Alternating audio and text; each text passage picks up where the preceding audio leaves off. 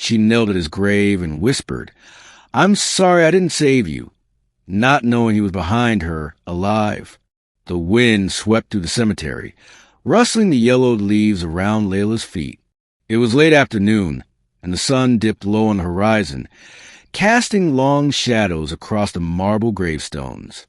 She clutched a bouquet of white lilies close to her chest, her knuckles white from the cold and from the pain. She had come every week for the past 2 years, never missing a visit, and each time she asked herself the same questions. Why didn't I fight harder? Why didn't I believe he was still alive? Laila reached a small, unassuming grave near the back of the cemetery. The headstone was etched simply, Captain Omar al-Said, 1992 to 2023. A hero, a brother, a fiancé. She knelt before the grave, her knees sinking into the damp grass. Her lips trembled as she placed the lilies down, brushing away the fallen leaves. "I'm sorry I didn't save you," she whispered, her voice cracking. "I should have known you were still out there. I should have done more." Her eyes welled up. "They told me you died in that explosion, that nothing was left, but something in me refused to accept it. Still, I gave up." Behind her, boots crunched softly on gravel. A silhouette moved quietly, cautiously. Omar stood just a few feet behind her. He looked different, leaner, scarred, and changed by the war and the isolation, but his eyes were still the same, deep brown, steady, and full of silent fire. He had imagined this moment 1,000 times from the confines of a freezing prison cell somewhere along the enemy border. He had recited her name like a prayer in the darkness. And now, seeing her so close, felt like stepping into a dream he wasn't sure he deserved anymore. Layla's voice was barely audible now. "I couldn't even bury you properly," she said. "They never found your body.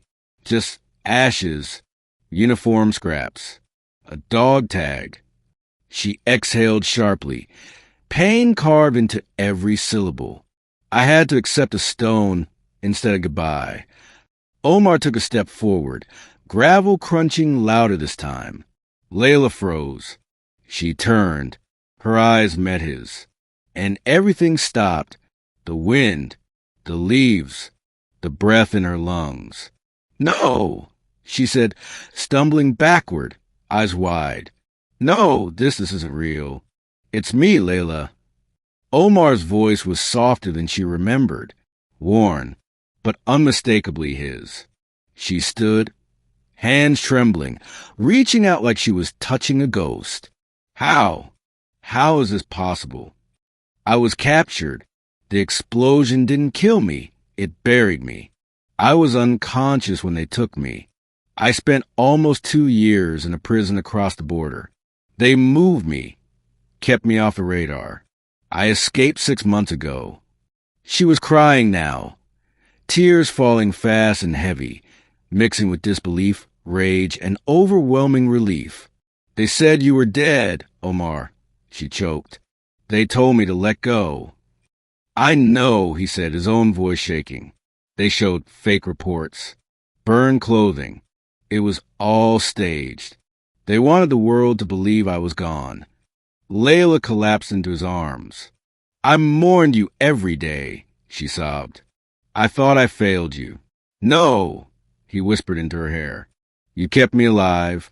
You were the reason I kept going. I thought of you every second, every night. I told myself I'd find my way back." He held her like a drowning man clinging to the shore, and for a long moment, nothing else existed.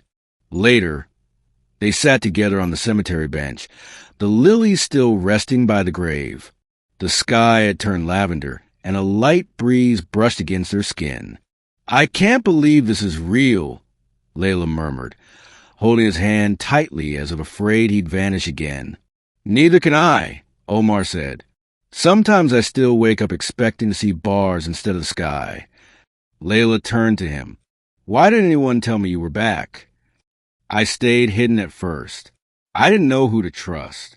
I was afraid afraid they'd come after me again, or worse, hurt you. Her voice turned firm.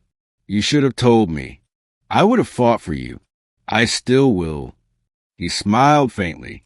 I know you would, but I had to make sure it was safe. Silence hung between them, not awkward, but thick with unspoken thoughts.